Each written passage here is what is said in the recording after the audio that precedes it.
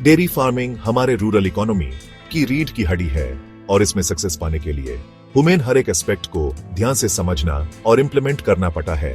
इसके लिए careful planning और एग्जीक्यूशन चाहिए।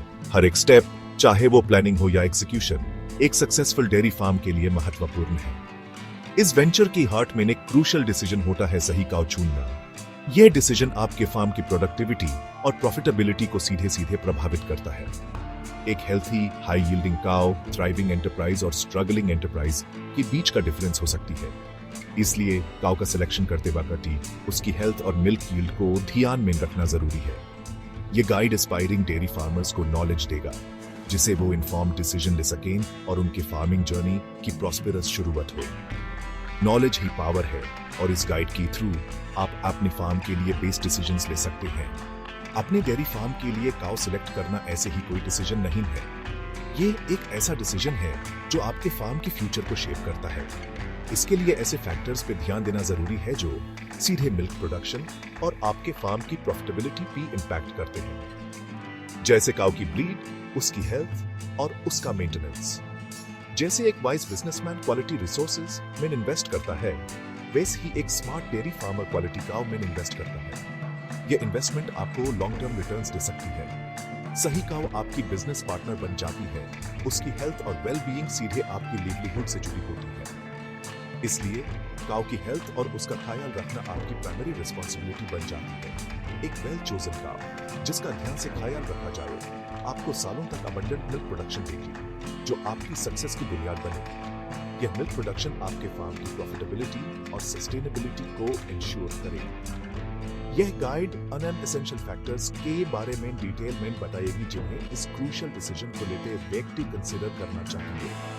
हर एक फैक्टर को समझना और उसके अकॉर्डिंग डिसीजन लेना आपके फार्म के लिए बेनिफिशियल होगा। याद रखिए, एक हेल्थी और प्रोडक्टिव काउ एक इन्वेस्टमेंट है, एक्सपेंस नहीं। यह इन्वेस्टमेंट आपको लॉन्ग टर्म बेनिफिट्स और रिटर्न्स दे सकती है।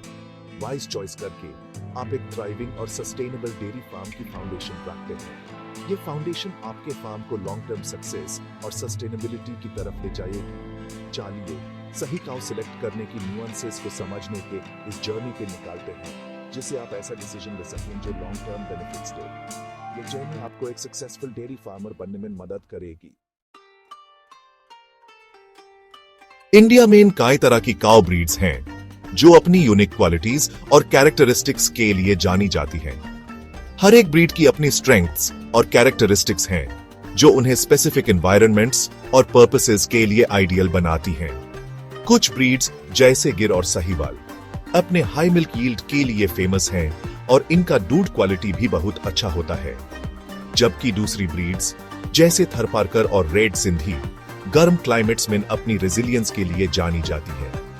ये ब्रीड्स एक्सट्रीम हीट को भी आसानी से झेल सकती हैं। हर ब्रीड के यूनिक एट्रीब्यूट्स को समझना बहुत जरूरी है, ताकि आप अपनी स्पेसिफिक नीड्स और जियोग्राफिक लोकेशन के हिसाब से सही ब्रीड सिलेक्ट कर सकें। काउ ब्रीड चूज करते व्यक्ति अपने क्लाइमेट का ध्यान रखें। यह इंश्योर करेगा कि आपकी काउस हेल्थी और प्रोडक्टिव रहेंगी।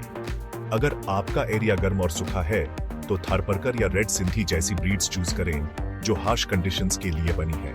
ये ब्रीड्स दूसरी ब्रीड्स के मुकाबले गर्मी को बेटर सह सकती हैं और इनका मेंटेनेंस भी रिलेटिवली इजी होता है। दूसरी तरफ अगर आपका रीजन ठंडा है, तो गिर या साहिवाल जैसी ब्रीड्स ज्यादा सूटेबल हो सकती हैं, जो अपने हाई मिल्क प्रोडक्शन के लिए जानी जाती हैं। ये ब्रीड्स ठंडे क्लाइमेट्स में भी अच्छी तरह से अडेप्ट हो जाती हैं और इनका मिल्क यील्ड भी हाई होता है। क्लाइमेट के अलावा अपनी डिजायर्ड मिल्क आउटपुट और फैट कंटेंट का भी ध्यान रखें। ये फैक्टर्स भी आपकी ब्रीड सिलेक्शन को इन्फ्लुएंस करते हैं। अगर आपका गोल ज्यादा मिल्क प्रोड्यूस करना है, तो गिर और साहिवाल काउस एक्सीलेंट चॉइसेस हैं, क्योंकि इनका मिल्क यील्ड हाई होता है। लेकिन अगर आपको ज्यादा फैट कंटेंट वाला मिल्क चाहिए, तो हरियाणा और रथी जैसी ब्रीड्स ज्यादा सूटेबल हो सकती हैं। इनका मिल्क फैट कंटेंट हाई होता है, जो डेयरी प्रोडक्ट्स के लिए आइडियल है। इन ब्रीड स्पेसिफिक ट्रेड्स की रिसर्च करना और उन्हें समझना इन्फॉर्म्ड डिसीजन लेने के लिए बहुत जरूरी है। ये आपको लॉन्ग टर्म सक्सेस और सस्टेनेबिलिटी इंश्योर करने में मदद करेगा। याद रखें, काउ ब्रीड चूज करने का कोई one size fits all answer नहीं है। हर फार्म और फार्मर के यूनिक रिक्वायरमेंट्स होते हैं। बात यह है कि आपको वो ब्रीड मिलनी चाहिए जो आपकी स्पेसिफिक नीड्स और एनवायरमेंटल कंडीशंस के हिसाब से बेस्ट हो। ये आपकी डेयरी फार्मिंग वेंचर को सक्सेसफुल बनने में क्रूशियल रोल प्ले करेगा। टाइमलीन एक्सपीरियंस्ड फार्मर से कंसल्ट करें और वो ब्रीड सेलेक्ट करें जो आपके सक्सेसफुल डेयरी फार्मिंग वेंचर की स्टेज सेट करे। ये एक लॉन्ग टर्म इन्वेस्टमेंट है जो आपकी फार्मिंग प्रैक्टिसेस को सस्टेनेबल और प्रॉफिटेबल बनाएगा। हर ब्रीड के यूनिक एट्रीब्यूट्स को समझना और उन्हें अपने फार्मिंग प्रैक्टिसेस में इंप्लीमेंट करना आपको एक सक्सेसफुल और सस्टेनेबल डेयरी फार्मिंग वेंचर की तरफ ले जाएगा। काऊ की एज उसकी मिल्क प्रोडक्शन कैपेसिटी पे काफी असर डालती है। यह एक अहम फैक्टर है जो आपको ध्यान में रखना चाहिए जब आप अपने डेयरी फार्म के लिए काऊ सेलेक्ट कर रहे हैं। काऊ की एज के साथ साथ उसकी हेल्थ और प्रीवियस लैक्टेशन साइकिल्स भी इंपॉर्टेंट हैं। आइडियली ऐसी काऊ ढूंढें जिसके कम से कम एक या दो कैलवेस हो चुके हों और वो 3 से 6 साल की हो। ये एज रेंज उनके पीक मिल्क प्रोड्यूसिंग ईयर्स को रिप्रेजेंट करता है और आपको कंसिस्टेंट और हाई क्वालिटी मिल्क यील्ड मिलने के ही चांसेस बैठ जाते हैं। ये एज रेंज जनरली उनके पीक मिल्क प्रोड्यूसिंग ईयर्स को रिप्रेजेंट करता है।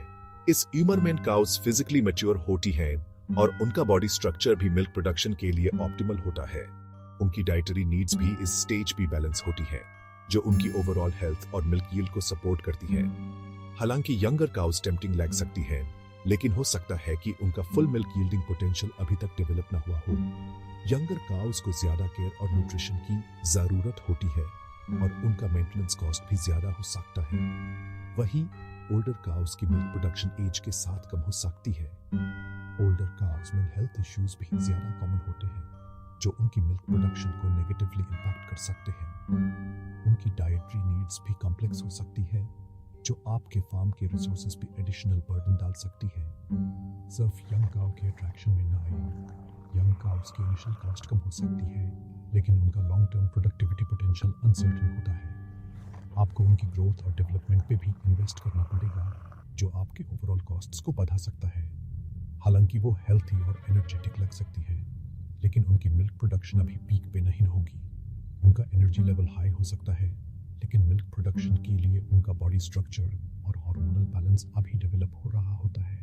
एक काऊ जिसने कम से कम क्या तो बार बच्चा दिया हो, जनरली 3 से 6 साल की उम्र के बीच रिलायबल मिल्क प्रोड्यूसर होने की ज्यादा चांसेस है। ये cows already crucial lactation cycle से गुजर चुकी होती है जो उनकी मिल्क प्रोडक्शन कैपेसिटी को वैलिडेट करता है। वो ऑलरेडी क्रूशियल लैक्टेशन साइकिल से गुजार चुकी हैं जो उनकी कैपेबिलिटी दिखाता है। ये काउज अपने पीक मिल्क प्रोडक्शन ईयर्स में होती हैं और उनका मिल्क यील्ड कंसिस्टेंट और हाई क्वालिटी होता है। दूसरी तरफ हालांकि ओल्डर काउज चीप हो सकती हैं, उनकी मिल्क प्रोडक्शन नेचुरली एज के साथ कम होती है। ओल्डर काउज में हेल्थ इश्यूज भी ज्यादा कॉमन होते हैं जो उनकी मिल्क प्रोडक्शन को नेगेटिवली इंपैक्ट कर सकते हैं। उनकी डाइटरी नीड्स भी कॉम्प्लेक्स हो सकती हैं जो आपके फार्म की रिसोर्सेज पे एडिशनल बर्डन डाल सकती हैं। इंसानों की तरह काउस की भी बॉडीली फंक्शंस एज के साथ नेचुरली डिक्लाइन होती हैं। यह डिक्लाइन उनकी मिल्क प्रोडक्शन कैपेसिटी को भी अफेक्ट करता है जो आपके फार्म की ओवरऑल प्रोडक्टिविटी पे असर डाल सकता है। इसमें उनकी मिल्क प्रोडक्शन कैपेसिटी भी शामिल है। ओल्डर काउस का मिल्क यील्ड कम होता है और उनका मेंटेनेंस कॉस्ट भी ज्यादा हो सकता है ड्यू टू हेल्थ इश्यूज। इसलिए हालांकि एक older cow cost effective option लग सकती है, लेकिन लॉन्ग रन में वो ज्यादा प्रोडक्टिव नहीं होगी। आपको उनकी हेल्थ और डाइटरी नीड्स भी ज्यादा इन्वेस्ट करना पड़ेगा जो आपके ओवरऑल कॉस्ट्स को बढ़ा सकता है। मिल्क प्रोडक्शन के लिए स्वीट स्पॉट यह है कि आप ऐसी काउ ढूंढें जिसमें एज और एक्सपीरियंस का बैलेंस हो। यह बैलेंस इंश्योर करता है कि आपको कंसिस्टेंट और high quality milk yield mile जो आपके फार्म के प्रॉफिटेबिलिटी को मैक्सिमाइज करे। ऐसी काउ ढूंढें जिसके कुछ लैक्टेशंस हो चुके हों जो उसकी कंसिस्टेंटली मिल्क प्रोड्यूस करने की एबिलिटी दिखाता है। ये काउज अपने पीक मिल्क प्रोडक्शन ईयर्स में होती हैं और उनका मिल्क यील्ड कंसिस्टेंट और हाई क्वालिटी होता है। ये एज रेंज इंश्योर करता है कि आप काउ के प्राइम मिल्क प्रोड्यूसिंग ईयर्स से बेनिफिट उठाएं और अपने फार्म की आउटपुट और प्रॉफिटेबिलिटी को मैक्सिमाइज करें। आपको ऐसी काउज सिलेक्ट करनी चाहिए जो फिजिकली फिट हो, उनका हेल्थ रिकॉर्ड अच्छा हो और उनकी डाइटरी नीड्स बैलेंस हो। ये सब फैक्टर्स मिलकर आपके डेयरी फार्म को सक्सेसफुल बनाते हैं। एक हेल्थी काउ एक प्रोडक्टिव काउ होती है। परचेस करने से पहले काउ की फिजिकल कंडीशन को ध्यान से ऑब्जर्व करें। वेल बिल्ड बॉडी, ब्राइट और क्लियर आईज, शाइनी कोट और हेल्थी एपेटाइट वाली काउ ढूंढें। इंश्योर करें कि काउ की ब्रीथिंग नॉर्मल हो, बिना किसी लेबर्ड ब्रीदिंग या कॉकिंग की। काउ की ओवरऑल अपीयरेंस पे ध्यान दें। एक हेल्थी काउ में एक अलग ही वाइब्रेंसी होगी। उसकी आंखें ब्राइट और अलर्ट होनी चाहिए, डल या वाटरी नहीं। उसका कोट शाइनी और स्मूथ होना चाहिए, रफ या पैची नहीं। ये उसकी ओवरऑल हेल्थ और वेलबीइंग के अच्छे इंडिकेटर्स हैं। काउ के मूवमेंट्स ऑब्जर्व करें। यूज आसानी से चलना चाहिए, बिना किसी लिंपिंग या स्टिफनेस की। उसकी बैक स्ट्रेट होनी चाहिए, हंच्ड या सैगिंग नहीं। यह अच्छे स्केलेटल स्ट्रक्चर और ओवरऑल फिजिकल हेल्थ की साइंस है। अगर काउ को फ्रीली मूव करने में दिक्कत हो रही है, तो हो सकता है कि यूज कोई अंडरलाइंग हेल्थ इश्यूज हों। इसके अलावा काउ की नॉस्ट्रिल्स चेक करें। वो क्लीन होने चाहिए और किसी भी तरह के डिस्चार्ज से फ्री। उसकी ब्रीदिंग रेगुलर और एफर्टलेस होनी चाहिए, बिना किसी व्हीजिंग या कॉगिंग की। रेस्पिरेटरी डिस्ट्रेस की कोई भी निशानी इन्फेक्शन या इलनेस की तरफ इशारा कर सकती है, जो उसकी मिल्क प्रोडक्शन और ओवरऑल हेल्थ पर असर डाल सकती है।